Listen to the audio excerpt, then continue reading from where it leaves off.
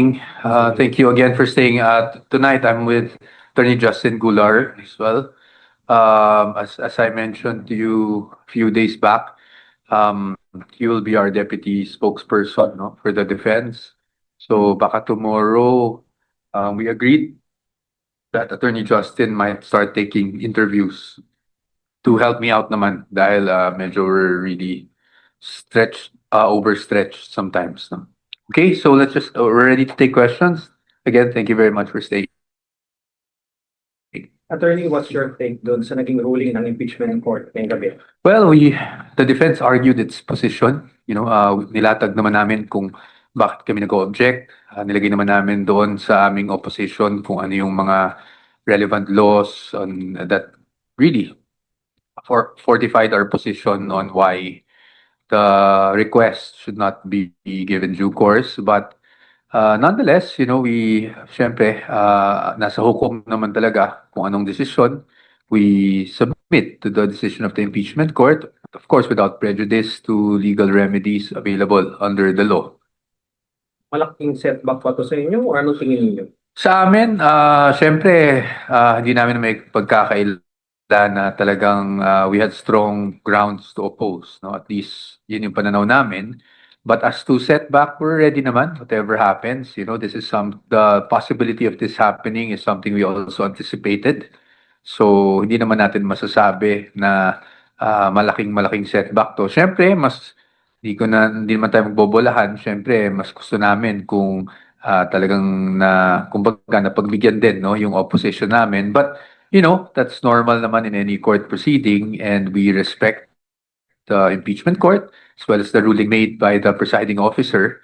So we just submit to the ruling of the court, but again, without prejudice, syempre, sa mga remedies that are available. Attorney, speaking of remedies, what are the possible legal remedies that you may take? Saan niyo po ito kukunin? At ano po yung possible next actions? Well, to be perfectly clear, we're not even sure if a motion for reconsideration is something that we're allowed to do.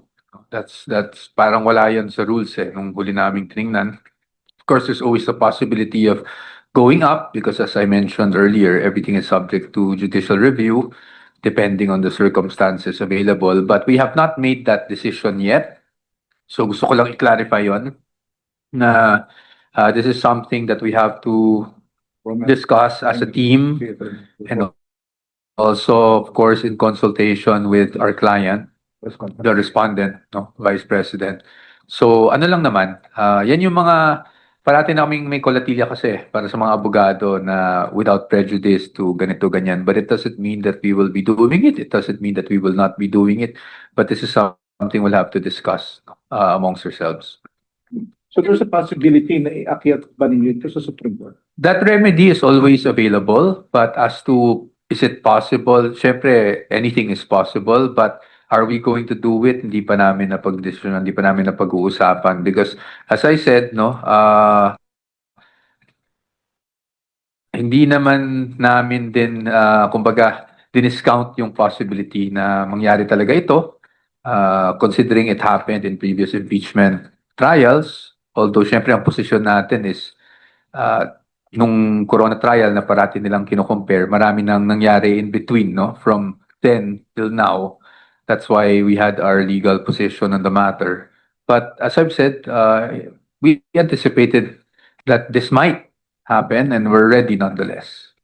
The decision sa ruling po, attorney, yung Pikimong, and then the JTC Enterprise was denied po yung kanilang subpoena for that. So how do you take this? Is this somehow small win for the defense team? Well, our position really was that it wasn't particularly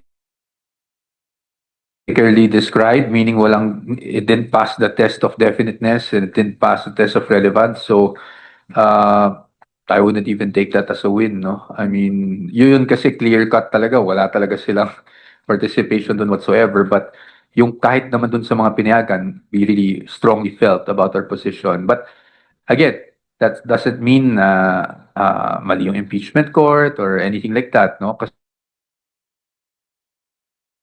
we really have, I mean, at the end of the day, ultimately, sabi ko nga kanina, the decision will lie upon the impeachment court. They rendered their ruling kanina, and we respect that. Attorney, any reaction po dun sa wording ng impeachment court without directly addressed kasi the term fishing expedition ang sabi nila, the documents requested under the subpoena duces tecum will not be used to allege additional independent impeachable offenses. Any reaction to that? It's very difficult for us to fathom how we will proceed on that. But if that is the position of the impeachment court, then we will respect it. But yun nga, no, hindi namin alam. I think ang ibig sabihin nila doon is hindi yan mako-consider for the impeachable offenses alleged in the articles of impeachment. But again, we'll have to see. We'll have to wait and see. Total, tama naman na sa PINA stage pa lang to. So tingnan muna natin how the evidence will be appreciated. And nasabi din naman ng ating presiding officer that this ruling is without prejudice also to the admissibility of the evidence to be obtained, no? Or documents rather to be obtained. Nakausap niyo na ho ba si Vice President at Hindi pa po. Mans? Hindi pa po because as you saw, we just came from the session hall, so hindi pa po. That's why I said whatever happens in the next few days regarding this decision, at this point we fully submit and respect the decision of the impeachment court. But kung as far as remedies are concerned, this has to be discussed with the persons involved. Attorney, generally, maraming nag-grant on the part of the prosecution. Yes. But may mga safeguards din naman, may mga caveat din naman na nilagay itong impeachment court with regard to the granted parts. Tinitingnan niyo po ba yung small wins pa rin kahit pa paano? Those little safeguards na nilagay nila? Sa amin, to be honest, no, yes, you could consider it small wins, but sa amin, we felt strongly talaga on why we felt that the requests were overbroad.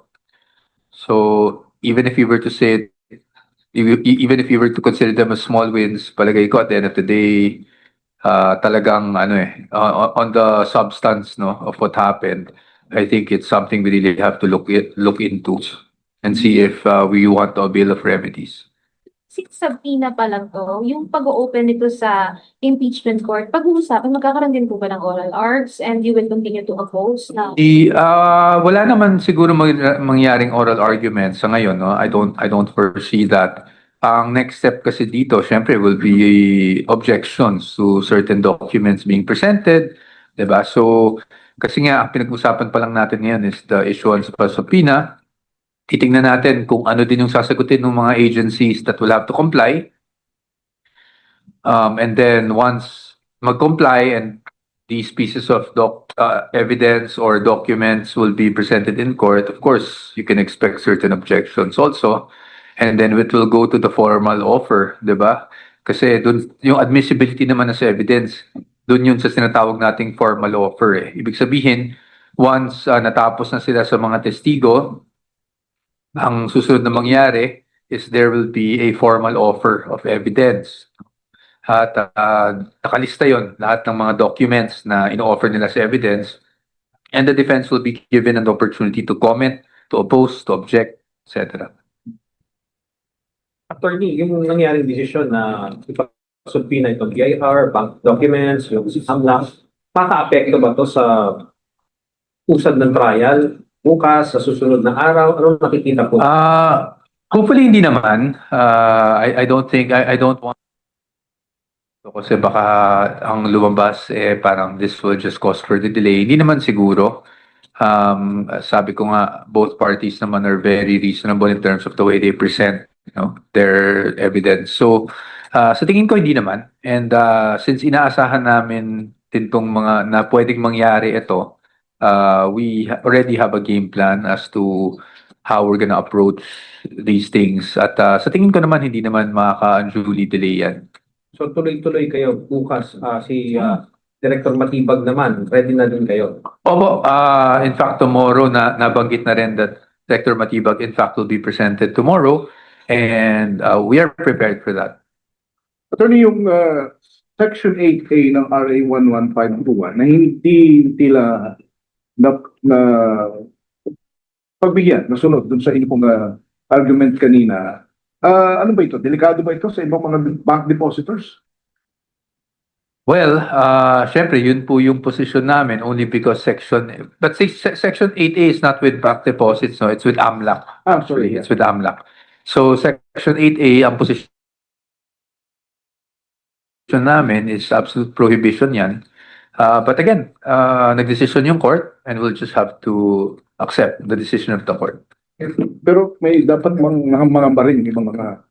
Sige, Ayoko tama ka. puntahan yung ganyan because it's a way of criticizing the order. So I hope you'd understand, sir. Hindi ko munang, I don't want to sensationalize the decision. No? That was the ruling of the court and we just have to respect it. Attorney, if ever man na papanig kayo sa Supreme Court, how soon yun? Next week? Few days from now? Hindi ko masabi kasi it's something that we have to discuss. Kung aakyat ka sa Supreme Court, syempre you have to also, draft the pleading itself and make sure that all of your arguments ay malatag ng mabuti, di ba? So, hindi pa natin yan masasabi dahil in fact, yung pag-akyat pa lang sa Supreme Court, hindi pa namin na-desisyonan. Meaning, you never know, baka hindi naman kami umakyat talaga. This is a decision po, to ask Vice President herself or decision within the defense team lang? Both. It's a decision between us, the defense team. It's something we need to discuss. If if we think it would be advantageous for our case to go up. Plus, definitely it has to be a discussion. There has to be a discussion with the client, diba? Kasi at the end of the day, we can only advise. And kung ano yung sabihin ng client, yan pa rin naman yung gagawin namin. For as long as it's within confines of law. Attorney, medyo light question. Kasi yung parang observation ng mga tao ay ang ganda daw ng ang ganda daw ng oral arguments from last week. Tapos ngayon, kayong dalawang prosecutor Jokno and then kayo po for the defense. Would we expect the same cross-examination in the next coming days from the part of the defense? Ano kasi yan eh, each lawyer has his or her own style. At nabanggit ko to sa interview not long ago na pwedeng calm ako ngayon kasi iba rin naman in fairness to my co-counsels, no? Iba rin kasi yung setting, oral arguments kasi ngayon. So, while nagsasalita si Attorney Diokno, syempre, as you know, bawal akong sumingit, no? And pag nagsasalita naman ako, ganun rin naman si Representative Diokno. So, iba rin kasi yung setting. Hindi ko rin masabi kung anong mangyari kung ako na yung nakasalang tapos cross-examination. And it will also depend on the witness, diba, kung gaano ka responsive. So, but my point really is different strokes for different folks, diba? So each lawyer has his or her own style, and one style may not necessarily be better than the other. Kunwari, yung style ko, baka pag may isang particular witness, baka hindi yan maging effective dahil mabait ako. So, kung sinasabi niyong kalmado ko, baka hindi yan effective. Not mabait, no? Sorry. But kalmado, baka pagdating sa isang witness, hindi effective yung pagkalmado ka. So, it will really depend on the lawyer and the reaction of the witness to the lawyer. So bukas po si Attorney Matibad. So ano ang expectation ng... Well, sa amin naman po, we will take our cue from the presentation that will be made by the prosecution. At syempre, yung nakarang araw na rin naman na pag-usapan ng mga NBI agents. So, iikot naman doon yun. No? Baka may dagdag sila. As I've heard over the news, may sinasabi silang may mga dagdag. So, we will just take our cue, but we're ready to cross-examine. And if there's anything new, we're also ready to quickly adjust and address those matters in our cross-examination. But hopefully matapos naman bukas, both direct and cross-examination. Okay?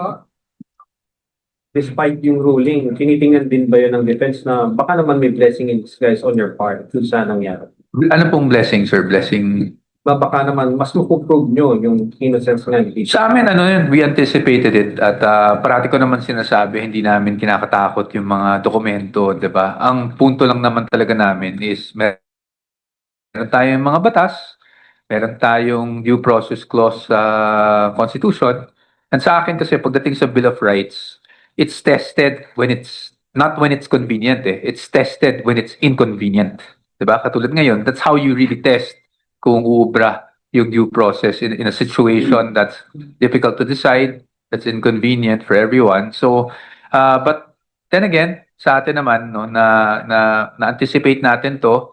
So kung mangyari man, I don't think it will affect the defense. I don't think it will be incompatible with our theory and our strategy all along. So we're not so down about it. But of course, if sabi ko nga may mga remedies under the law, we'll still ask the client kung gusto niya. Ang trabaho naman ng mga abogado is presenta lahat ng options sa aming kliyente. Okay. Thank you very much, everyone. We'll see you tomorrow. Maraming salamat po sa inyong pasensya. Thank you.